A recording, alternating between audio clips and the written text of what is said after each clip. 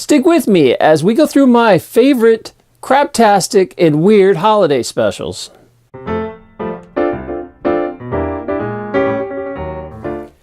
Number 7 is Grumpy Cat's Worst Christmas Ever. Now, I put this one in here because even though it's craptastic, it's actually pretty entertaining. I have to admit, I like this movie. Watched the internet in the last 5 years, you know who Grumpy Cat is because he is a marketing force. And I still find him funny because I love cats. The thing about this movie is they took a woman named Aubrey Plaza, which does the voice. And to me, she sounds kind of like a young Roseanne Barr, which back when Roseanne was funny. So I actually liked it. Now, what's funny about this movie is it doesn't take itself serious at all. It's a Lifetime movie, and constantly Grumpy Cat just rips on Lifetime and what a crappy network they are and what a crappy movie it is. And the whole thing, it just makes fun of itself why it's in there. So for that, I gotta respect it because it doesn't try to be something it's not. It's actually a really funny movie. If you catch it, yes, it's crappy, but it's very, very entertaining, and I give this one a thumbs up if you actually want to watch something you've never seen.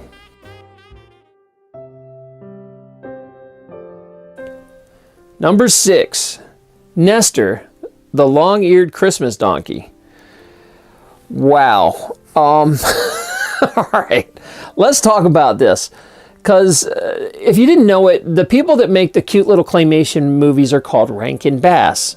Later on, they go and they do animated things like the original Hobbit, they did He-Man, the Thundercats, so you're probably familiar with Rankin Bass. And like the cute little Rudolph movie that everybody loves, Rankin Bass. What people forgot was that Rankin Bass tried many different holiday movies using claymation. And this one, I guess they decided to take a Christian spin because most of their stuff was very secular. You know, it was about Santa and reindeers and stuff. Well, this time they made one for the Christians. Let me start by saying you might as well give your kid some antidepressants, maybe some Prozac, a big box of Kleenexes, and plan on being depressed for the entire day after watching this children's Christmas special because it is so sad, and it's pretty brutal to watch. This movie is about a donkey named Nestor who has giant ears when he's born. And just like they did with Rudolph, because Rankin Bass just pretty much recycles stuff, they tortured this poor donkey to horrible ends. This thing, for like 7/8 of the movie, this donkey is just tortured. There's psychological abuse. He cries, and then because people are making fun of his ears, and then people make fun of his ears again, that he, you know, like new people he meets, and then he cries again. And then like he ends up getting thrown out, knocked out by the person that owns the stable because he's mad that he lost a sale because of his big ears. And he gets thrown out into the snow in this blizzard, and his mom goes and chases him. And basically, to keep him alive, his mom sleeps on top of him and keeps him warm, but she dies. I guess it's kind of like Bambi in a way. And so this poor donkey, who's already just getting abused in the whole film, gets his mom killed in it. Merry Christmas! And then moves on, and he wanders like the land, and eventually like a cherub comes down and says that he has a special duty and God wants him to be this special donkey, and this cherub's going to lead him all the way to Bethlehem.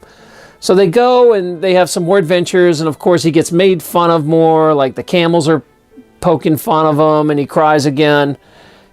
Mary and Joseph show up, and Virgin Mary's pregnant with Jesus, and they need a donkey to ride to Bethlehem. So they get Nestor.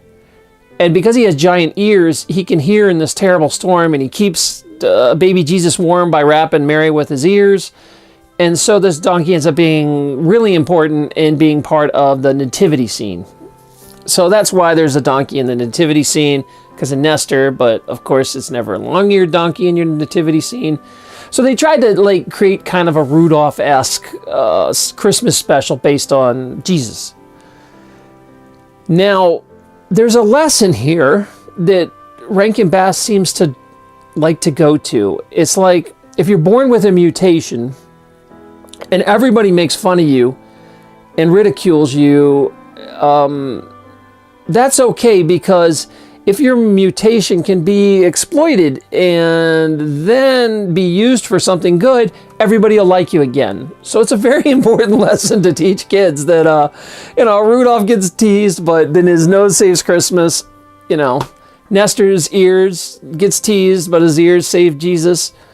And now everybody likes him. So if you can be useful to society, your mutation can be useful, then Merry Christmas. That's an important lesson to learn. The number 5th Craptastic movie is Ernest Saves Christmas. Now, if you don't know the Ernest movies, because, they were made in kind of the 80s and 90s, perhaps you're young and you're watching this and you don't know who Ernest is. It was a comedian named Jim Varney that kind of did like redneck humor. He was kind of our generation's Larry the Cable Guy, but better. I know that's a tough comparison. Don't beat me up in the comments, but that's kind of what it is. I'm trying to communicate to you youngins what it was like when we were young and we only had Jim Varney movies.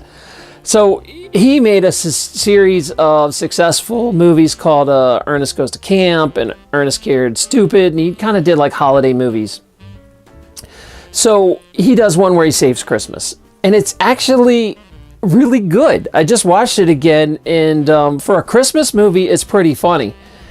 Now, you got to like Jim Varney, and there's a kind of a little slapstick humor, but he is a taxi driver. He picks up Santa at the airport, and of course, Santa is there because he's aging out, and he has to pass the mantle of Santa to another Santa. So Santa arrives and tries to find someone to make the new Santa.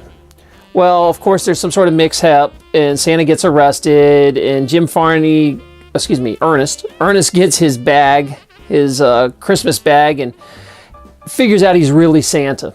So the rest of the movie, Ernest is trying to save Santa and save Christmas. Now, for some reason, there's like this hot runaway girl that Jim Varney just picks up in a cab, and there's no backstory or anything. She just starts living with him and hanging out in his house. And they just never really address it. It's like, why do you have this teenage girl living with you who is a runaway, but Merry Christmas. So this weird topic and tensions in this movie, I don't know where they were going with this, and this character, some reason, is there. I guess they use her because she almost ruins Christmas and steals the bag, Santa's magic bag. So there's some really great scenes in this movie, actually. I really like the sequence where they ship the reindeer to the airport, and there's a whole storyline that goes on with that that's pretty funny. Also, they mix up Santa's name, and everybody calls him Santos, like he's the Mexican Santa Claus or something. And that's pretty amusing, too. I know that's kind of petty, but to this day, I still refer to Santa as Santos because of this movie. If you hadn't seen it, it's actually worth throwing in the pile and watching. Your kids would probably really like it. It was a lot of fun. It is crappy because it's a Ernest movie. You know, all he's going to do is say, "Hey, Vern," and make jokes about that. But for a Christmas movie, you've probably never seen it, and it's quite good.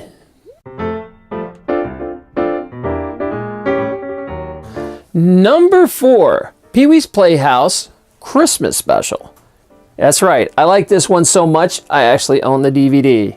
Yeah, look at that. That's hardcore right there. This is a wonderful Christmas special that if you like Pee-wee at all, or you did when you were a kid, and you've never seen this, you need to stop what you're doing and go watch this.